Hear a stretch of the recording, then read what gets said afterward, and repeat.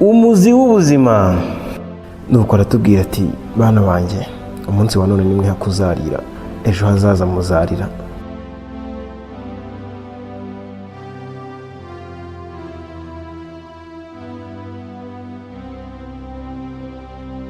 nguhaye ikaze nanone. Ese abandi badahari batagukorera ibyo bagukorera, wakomeza kubaho mu mahoro cyangwa icyizere cy'ubuzima bwawe cyaba kirangiye? Igisubizo cyandika muri komenti, hanyuma utege amatwi iyi nkuru, nyuma uraza kumenya niba uko wasubije ari byo bikwiriye. Hari agace kari gatuye nk'umusaza, nuko umusaza akajya ahuriza hamwe abana akabigisha ibintu by'ubwenge. Nuko umunsi umwe mu bana aramubwira ati mwigisha, simba numva uko twabaho tutagufite, ubu koko ubaye udahari twamera dute? Umusaza aramwenyura, ubundi aramubwira ati wa mwana we, mbere y'uko ngira icyo nkubwira umva iyi nkuru. Igihe kimwe abagenzi babiri bari ku rugendo, nuko baza kugera ahantu hari umujyi muto, barahagarara kugira ngo baruhuke bongere bagarure agatege babone gukomeza urugendo. Muri ako gace buri uko umugoroba wageraga, umucuruzi w'amatara yarazaga agacuruza amatara n'amavuta yajyagamo. Umwe mu bagenzi abonye uwo mucuruzi w'amatara atekereza ko ashobora gukenera itara mu nzira, niko kugura rimwe kandi arigurana n'amavuta yaryo. Undi mugenzi we yatangiye kubitekerezaho, hanyuma aribaza ati ni ukubera iki napfusha amafaranga yanjye ubusa ngura itara? Ubwo turi kumwe yariguze, nanjye ndamugenda iruhande ndaba mbona. Ubwo izuba ryararenze burira. Wa mugenzi waguze itara yacanye itara rye, ubundi akomeza urugendo mu cyerekezo cye. Umugenzi wa kabiri we yagenderaga ku rumuri rw'uwo bari kumwe, agakoresha uko ashoboye kose ngo agende amwegereye kugira ngo nawe abone. Inzira bagendagamo yari ishyamba ry'inzitane. Ubwo bageraga mu ishyamba rwagati, wa mugenzi wa mbere ufite itara yageze ahantu hari amayira abiri, afata inzira ya nyayo imujyana aho yari agiye.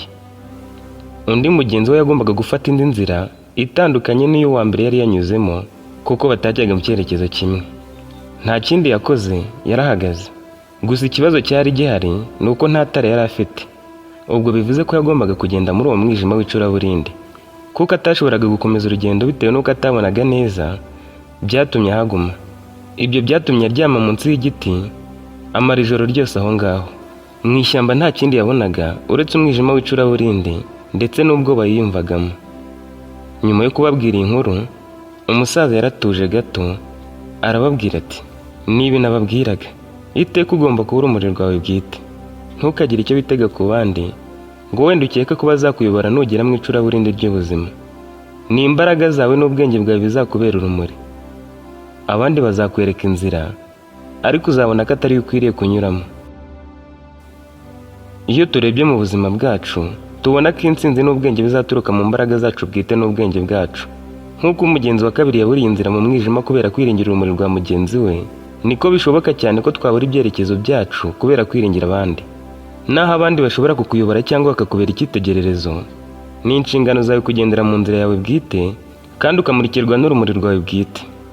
Niba wifuza kuba umucuruzi ukomeye cyangwa umuyobozi w'ikigo gikomeye cyangwa kugira amanota meza mu masomo yawe, intsinzi yawe muri ibi byose izaturuka ku bikorwa byawe bwite.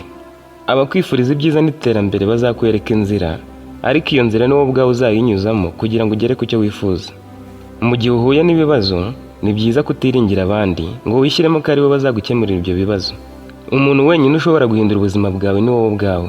Iri hame rikoreshwa mu nguni zose z'ubuzima, haba mu bikorwa cyangwa mu mitekerereze. Abantu benshi bafata igihe kinini bashaka ubumenyi, ariko bagera mu gushyira mu bikorwa bagatsindwa. Iyo nta bikorwa, ubumenyi ntacyo buba bukimaze. Ubwo rero aya magambo y'uyu musaza uyashyire ku mutima.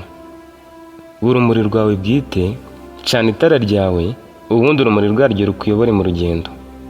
Ahazaza hawe hari mu biganza byawe.